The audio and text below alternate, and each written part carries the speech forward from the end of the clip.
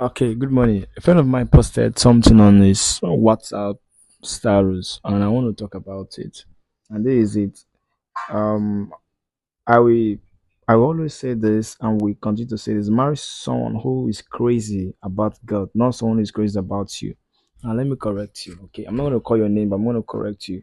Marry someone who is crazy about God. Now, listen. You can marry somebody who is crazy about God and not also knowing God. Do you know that? You can marry somebody that knows God but not also doing God will. So what is the advantage of you getting married to that person? You can marry somebody that knows God but not also doing God will, not also doing what God asked him to do. Are you getting me? So I'm just trying to make you understand how this thing works. The Bible says in the book of Mark 16, verse 17, and it says, these signs shall follow them that believe. Now, guess what? He or she might be crazy, madly in love with God, but do not believe in what God say, or do not believe in the scriptures, does not believe in God's word or God will. Are you getting me? You might be madly in love with this God so much. But the problem is, you don't do what He asks you to do. So why do you love Him? Why are you crazy in love with Him? You are crazy in love with God, but you're not doing what God asks you to do. That is that is somehow.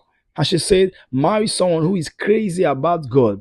It's good to marry someone that knows God. It's good to marry someone that knows the word, that knows God too much. But you also need to know this too. As you're getting married to him that knows God, always find out if that person is doing what God asked him to do. As she said, not someone who is crazy about you. You can get married to someone that who loves you so much and who does not do God will. So it is you as a Christian to make sure that person love God. You can groom the person, choose the person, train the person so that this person can love God. Are you getting me? So I'm trying to make you understand this thing with the fear of God in them. You see that? Marry somebody that crazy in love with God. That's fine.